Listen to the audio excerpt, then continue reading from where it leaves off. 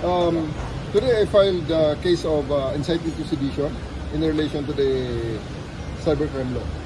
Versus kanino po? Versus kay Clemente Enrique alias Captain Dado, more popularly known as Captain Dado.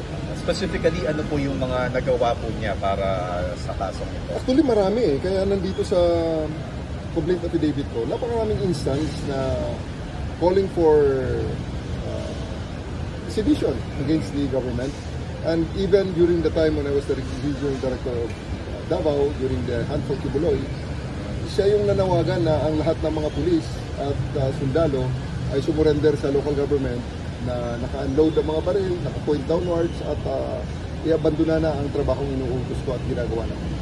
Inciting to sedition, si Presidente po ba ay binabanggit niya at kasama po dyan sa kasama nabanggit? Kasama sa kanya mga binabanggit at pinabababa at gusto niyang pabagsakin ng gobyerno. So, you know, in a democracy, lahat naman may karapatan na mag-express ng kanilang mga hinaing. That's the beauty of democracy.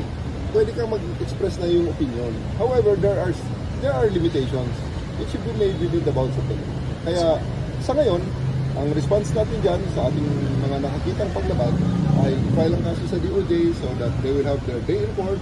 They can make their counter affidavit, give their counter affidavit sa ating DOJ at pag ma-resolve na at ilagay, iangat sa korte sa paglilitis, they can have their day in court. Sir, as CIDG as an office or personal po ito?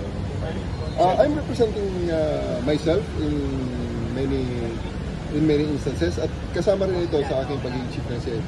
Okay, sir, just to elaborate, ano yung mga instances po, specific instances, mga instances, occurrences, itong si Captain Dado? Yeah, napakarami. Gaya ng mga sinabi ko. Medyo shocking. Yeah, like, yung unang, isa sa mga instances na sinabi niya, yung i-abandon namin ang pag-implement ng warrant of arrest kay Kibuloy before. At ngayon naman, he is calling for the armed forces and the PNP to abandon this government and topple it, to withdraw the support, which is foul naman yan. Hindi naman yan tama. Sir, yung identity ng tao, have you identified where he is? Paano yung process nito? Well, may mga identity, may mga known addresses na kaming kuha, isinite na namin sa kanyang sa complaint against him. At tingnan na lang natin pag nag-submit siya ng counter affidavit ko.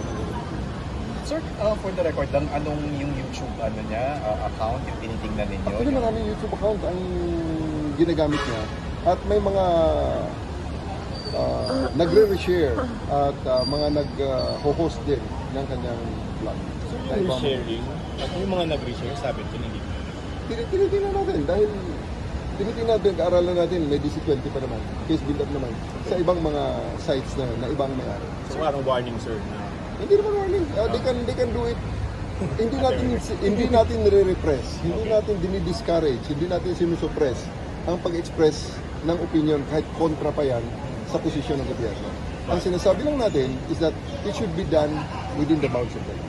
Sir, yung pagiging ano ba niya, dating sundalo, may factor din ba yun? Kasi you could have just dismissed his statements, pero yun nga, malaki ba yung influensya rin niya? Mabigat ba yung ganong posisyon? Well, hindi naman natin tinitingnan sana ang pagiging sundalo niya. Pero siya mismo ang nagsasabi. Nagbe-beret pa nga yan habang nagsasalita. So, I just know, it's the curate who owns the beret will actually sanction what he is doing. So, kaya nadadamay talaga. Inevitable na madadamay. Hindi natin yan dito. established yun, sir, na talagang sandali. Yeah, dati sundalo. And sinasabi niya na retired siya, although na-find out natin na nag-resign. Maaga, sir, ano? Mga ilang gano'ng kapatagal? Kapitan lang naman ang inabot niya na ranggo. Hindi naman siya Anong unit, sir? find out yun na lang. Hindi ko na i-mention.